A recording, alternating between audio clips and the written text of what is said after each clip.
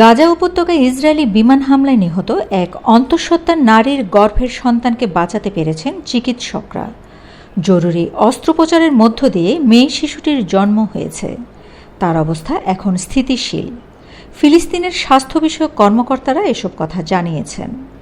Reuters এক প্রতিবেদনে বলেছে, শনিবার রাতে গাজা উপত্যকার দুটি বাড়িতে ইসরায়েলি বিমান হামলায় ১৯ জন নিহত হয়। নিহত ব্যক্তিদের মধ্যে একই পরিবারের ১৩ শিশু রয়েছে।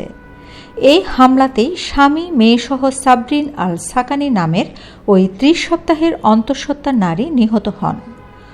মোহাম্মদ সালামা নামের এক চিকিৎসক বলেন, জরুরি অস্ত্রোপচারের মাধ্যমে নিহত অন্তঃসত্ত্বা নারীর গর্ভের সন্তানকে বাঁচানো হয়েছে।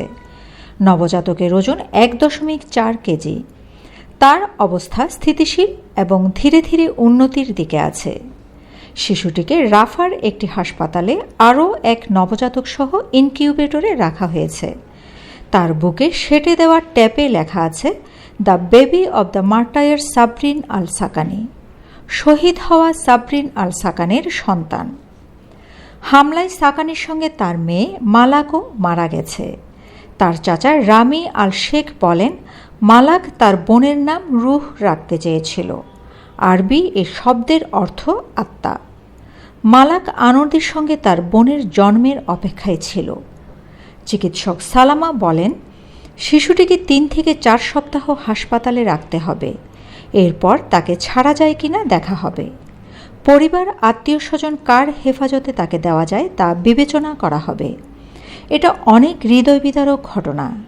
এই শিশু বাঁচলেও সে এখন অনাথ, বলেন সালামা। মোহাম্মদ আল বেহাইরি নামের এক ফিলিস্তিনি বলেছেন, একই হামলার ঘটনায় তার মেয়ে এবং নাতি এখনও ধ্বংসস্তূপের নিচে চাপা পড়ে আছে। ইসরায়েলি হামলায় এই পর্যন্ত ৩৪,০০০-এর বেশি মানুষ প্রাণ হারিয়েছে। এদের বেশিরভাগই নারী ও শিশু। Shamima Chowdhury Shammi, BNA news 24।